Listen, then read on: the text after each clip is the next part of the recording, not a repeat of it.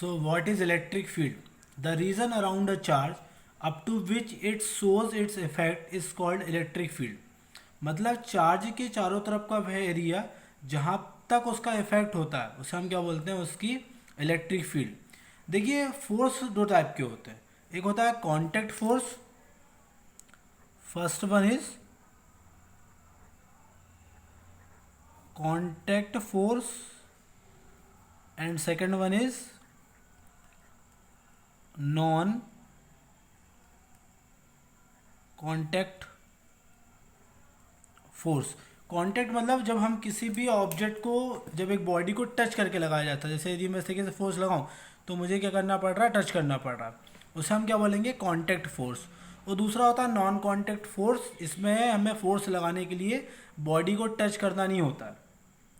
तो ऐसे कौन से कांटेक्ट फोर्स हैं? एग्जाम्पल है हमारा मस्कुलर फोर्स. जब भी कोई हम किसी भी चीज़ ऑब्जेक्ट पे फोर्स लगाएंगे तो हमें क्या करना है, उस ऑब्जेक्ट को टच करना है. और दूसरा हुआ नॉन कांटेक्ट फोर्स, जिसमें टच करने की रिक्वायरमेंट नहीं होती है. तो ये जो नॉन कांटेक्ट फोर्स है कैसे लगाए जाते हैं? तो इसमें क्या होता है कि जो कोई भी बॉडी अपने चारों तरफ एक फील्ड क्रिएट करती है. यदि कोई भी ऑब्जेक्ट उस फील्ड में जाएगा तो वो उस पर फोर्स लगाएगी. जैसे एग्जांपल ले लेते हैं, हमारी अर्थ ने चारों तरफ कौन सा फील्ड क्रिएट किया हुआ है, ग्रेविटेशनल फील्ड. हम यदि अर्थ की ग्रेविटेशनल फील्ड के अंदर रहेंगे तो वो हमारे ऊपर फोर्स लगाएगी, और यदि हम उस फील्ड के बाहर चले जाएंगे तो वो फोर्स नहीं लगा पाएगी. उसी तरीके से मैग्नेट भी होता है. जैसे यदि मान लीजिए कोई मैग्नेट है और इस मैग्नेट के चारों तरफ एक एरिया कौन सी फील्ड कहलाती, मतलब इसे हम क्या बोलेंगे, मैग्नेटिक फील्ड. मतलब इस मैग्नेट ने क्या किया, अपने चारों तरफ एक फील्ड क्रिएट की, जिसे हम क्या बोलते हैं, मैग्नेटिक फील्ड. अब यदि कोई भी मैग्नेटिक मटेरियल को हम इस फील्ड में लेकर आते हैं तो ये मैग्नेट उसको अपनी तरफ अट्रैक्ट कर लेता है, क्योंकि वो उसकी फील्ड में है. यदि हम उसकी फील्ड से बाहर रखेंगे तो वो उसको अट्रैक्ट नहीं कर पाएगा. उसी तरीके से ये जो चार्ज होता है, जैसे कि मान लीजिए कोई भी एक चार्ज है, पॉजिटिव क्यू चार्ज, तो ये अपने चारों तरफ एक फील्ड क्रिएट करता है, जिसे हम क्या बोलते हैं, इलेक्ट्रिक फील्ड.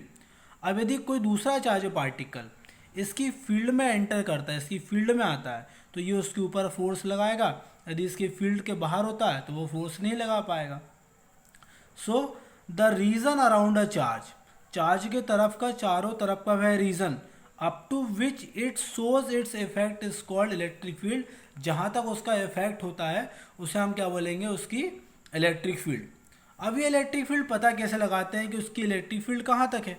जैसे कि मान लीजिए मैंने 3 पॉइंट ले लेता हूँ, ए, बी और सी. अब मुझे पता करना है कि ए पॉइंट पर इसकी फील्ड है या नहीं है.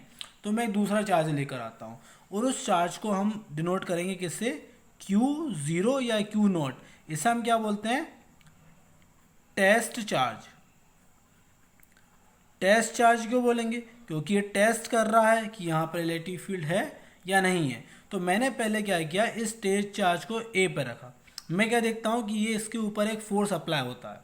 फिर मैंने उसको उठा के बी पे रखा, यहाँ पर कोई भी फोर्स नहीं लगा. उसी तरीके से सी पे रखता हूँ तो भी कोई फोर्स नहीं लगता है. तो इससे हमें ये पता चल जाता है कि इस चार्ज की जो इफेक्ट है वो कहाँ तक है, इस ए पॉइंट की यहाँ तक ही है, और इसकी फील्ड इस यहाँ पर ही है.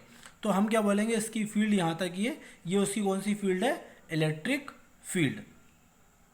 अब यहाँ पे एक खास बात है कि जैसे एक चार्ज है तो वो दूसरे चार्ज के ऊपर ही फोर्स लगाएगा. एक मैग्नेट है, वो मैग्नेटिक मटेरियल के ऊपर ही फोर्स लगाता है. ग्रेविटेशनल फोर्स हमेशा किसी भी मास वाले ऑब्जेक्ट पर ही लगता है.